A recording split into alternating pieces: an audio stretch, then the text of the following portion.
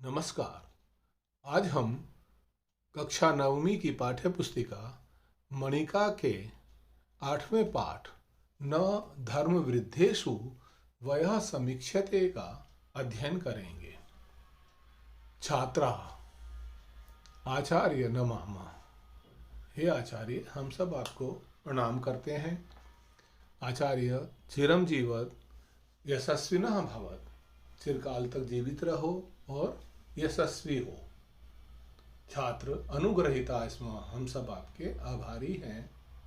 राघव, हे आचार्य, धर्म वृद्ध कह भवति, धर्म में जो वृद्ध है वो कौन होता है? तब आचार्य कहते हैं, भगवान किम मन्यते, आप क्या सोचते हैं या आप क्या मानते हैं? तो राघव कहता है, चिंतयित्वा, सोचकर, यह धर्मे वृद्ध, जो धर्म में वृद्ध होता है वह धर्म वृद्ध कहलाता है। आचार्य कहते हैं, सत्यम, सत्य है, परंतु कस्तावत धर्म, परंतु वह धर्म कौन सा है या धर्म किसे कहते हैं, क्या होता है? तो माधव कहता है, अहम वदामि गुरुवर, मैं बताऊं गुरुवर, धार्यते सह धर्म, जो धारण किया जाता है वह धर्म कहलाता है।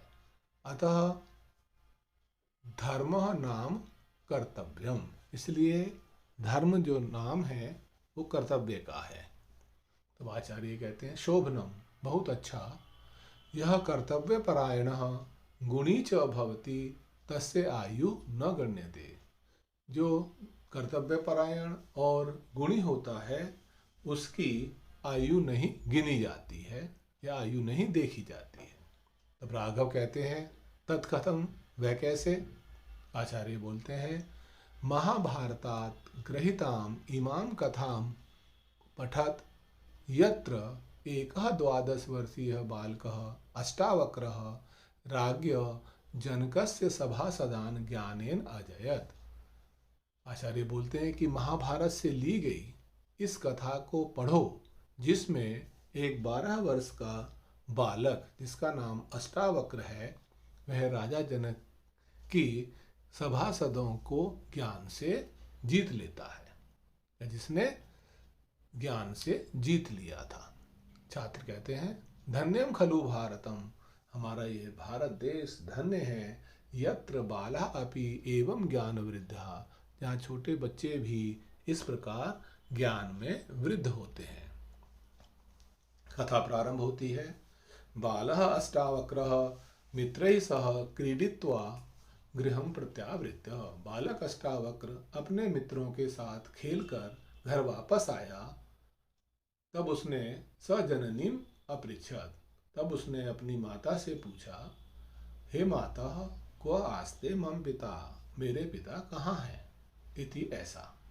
सा अवतत, उसकी माता बोली, जात तव पिता राजर्षे जनकस्य सभाम विद्वद्भिः सह शास्त्रार्थाय गतः आसीत्। हे पुत्र, तुम्हारे पिता राजर्षि जनक की सभा में विद्वानों के साथ शास्त्रार्थ के लिए गए थे, किंतु अधुना यावत न प्रतिनिवृत्त, किंतु अभी तक वापस नहीं आए हैं।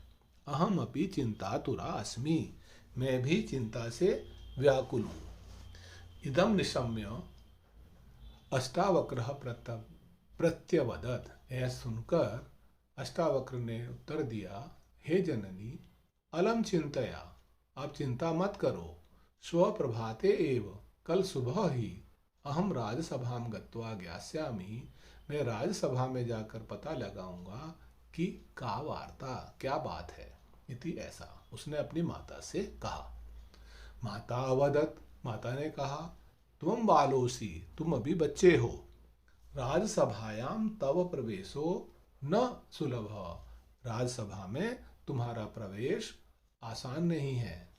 तत्र तव उपहासोपि संभाव्यते, वहाँ तुम्हारा उपहास भी हो सकता है या तुम्हारे उपहास की भी संभावना है। विलक्षण प्रतिभा संपन्न सर्वशास्त्र पारंगतः अष्टावक्रः अभाषत, विलक्षण प्रतिभा से संपन्न और सारे शास्त्रों में निपुण अष्टावक्र ने अपनी माता से कहा कि हे माता माँ भयसी, कि हे माता अभयभीत मत हो। ईदृशीम तादृशीम वासं आशंका माँ विदेही, और ऐसी ऐसे आशंका संदेह भी मत करो। अहम पित्रा सह क्षिप्रम आगमिष्यामि, मैं पिता के साथ शीघ्र ही आऊंगा। इति उक्त्वा मात्रा अनुमतः अष्टावक्रः राजसभां गतः। इस ऐसा बोलकर माता की अनुमति से अष्टावक्र राजसभा में गया।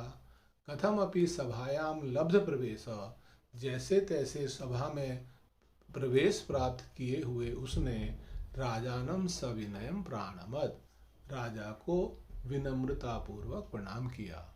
तस्य वक्रदेहम वीक्ष्य, उसके टेढ़े शरीर को देखकर सभा स्थिता पंडिता, सभा में स्थित पंडित तारस्वरेण आहसन, जोर जोर से हंसने लगे। एषः बालः अस्माभिः सह शास्त्रार्थम अपि करिष्यति, यह बालक हमारे साथ शास्त्रार्थ भी करेगा।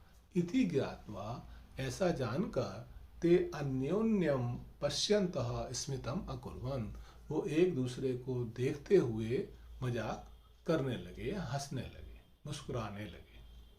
तेषां पंडितानां चेष्टितं दृष्ट्वा अष्टावक्रः उच्चैः हसितुम् आरभत।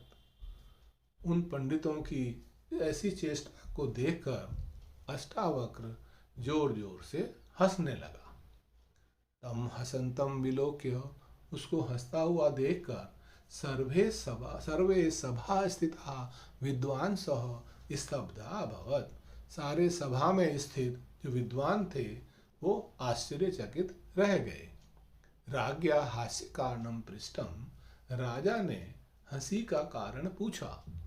अष्टावक्रः वदत्, तब अष्टावक्र ने बोला, हे राजन, मया श्रुतम आसीत्, मैंने सुना था, यत् कि भवतः राजसभा, आपकी जो राजसभा है वह आत्म तत्वज्ञ शास्त्र रहस्य वेदी भी विद्वद भी अलंकृता अस्ति, कि आपकी जो राजसभा है वह आत्म तत्वज्ञ और शास्त्रों के रहस्यों को जानने वाले विद्वानों से अलंकृत है।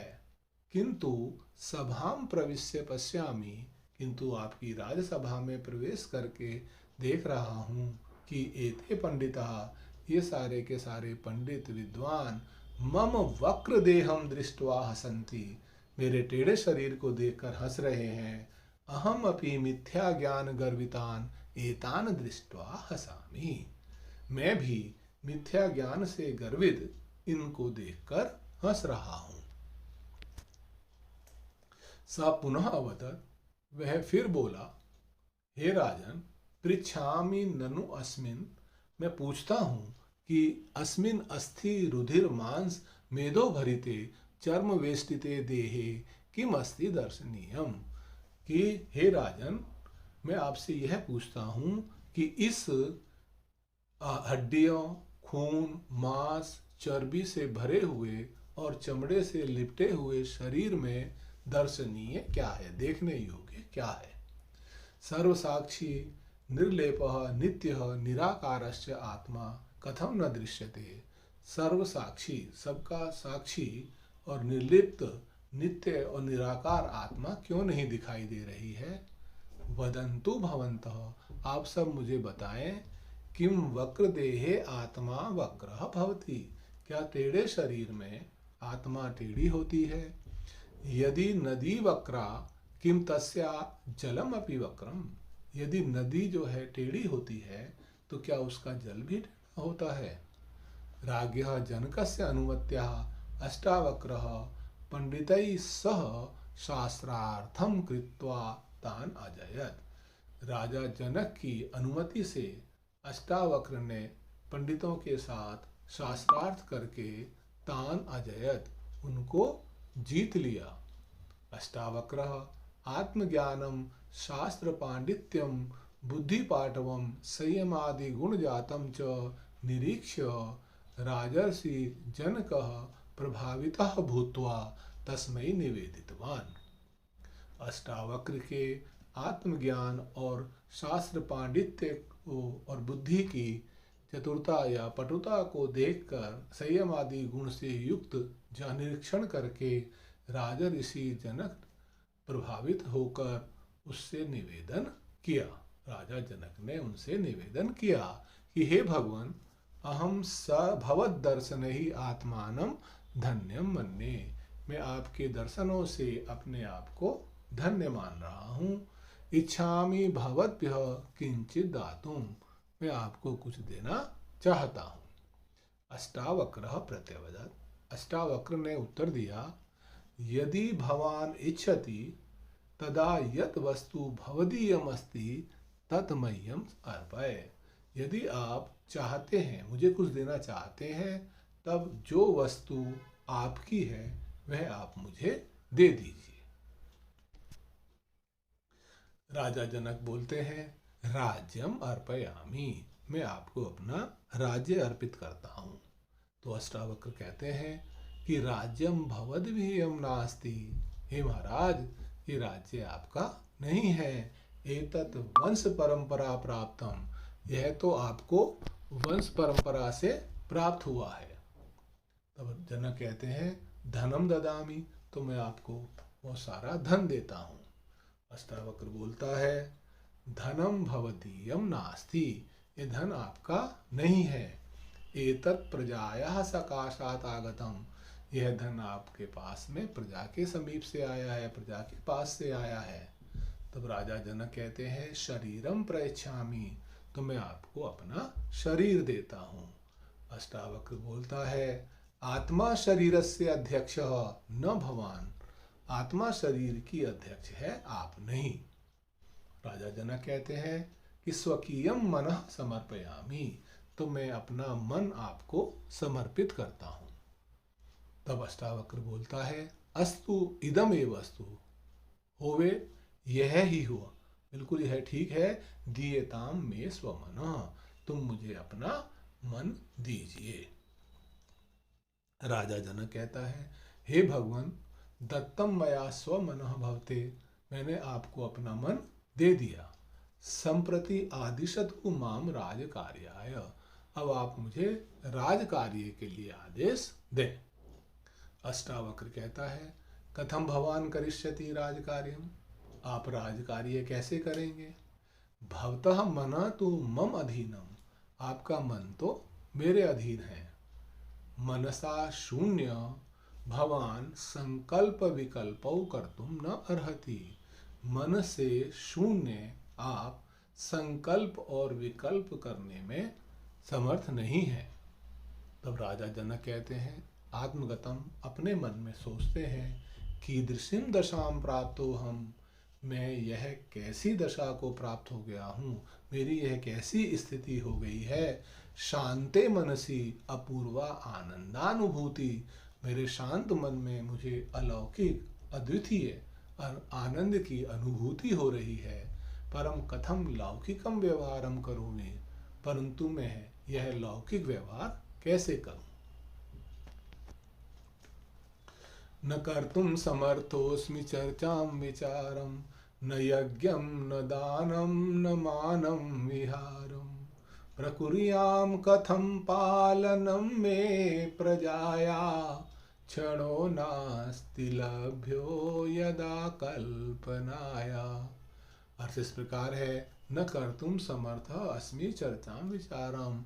मैं किसी के साथ में कोई चर्चा और कोई विचार करने में समर्थ नहीं हूँ। न यज्ञम, ना ही मैं अब यज्ञ करने में सक्षम हो रहा हूँ। न दानम न मानम न विहारम। न दान करने में, न किसी का सम्मान करने में, न विचरण करने में। प्रकुर्याम कथम पालनम में प्रजाया। मैं प्रजा का पालन कैसे करूं। क्षणो नास्ति लभ्य यदा कल्पनाया। मुझे एक भी ऐसा क्षण प्राप्त नहीं हो रहा है जिसमें मैं कोई कल्पना कर सकूं, विचार कर सकूं, कुछ सोच सकूं। ये अपने मन में राजा ने सोचा। प्रत्यक्ष में, प्रकाशम, प्रत्यक्ष में, हे भगवान, मम मार्ग दर्शनम क्रियताम। आप मेरा मार्गदर्शन कीजिए। भवान एव मे गुरु, आप ही मेरे गुरु हैं। पादयो पतति, इस प्रकार अष्टावक्र के पैरों में गिर जाता है। प्रीतः अष्टावक्र, प्रसन्न हुआ अष्टावक्र, तम बहुविधम ज्ञानम, उसको अनेक प्रकार का ज्ञान और आत्म तत्वम च बोधयति, और आत्मा का तत्व का बोध कराता है। अतः उच्यते, इसीलिए कहा जाता है, न धर्म वृद्धेषु वयः समीक्षते, कि धर्म की वृद्धि में आयु की समीक्षा नहीं की जाती है, अर्थात किसी भी आयु का व्यक्ति धर्म में वृद्ध हो सकता है। धन्यवाद। अगर आपको हमारा यह वीडियो अच्छा लगा हो तो कमेंट बॉक्स में जाकर कमेंट करें। यदि अभी तक आपने हमारे चैनल को सब्सक्राइब नहीं किया है तो आपसे निवेदन है कि हमारे चैनल को सब्सक्राइब करें। धन्यवाद।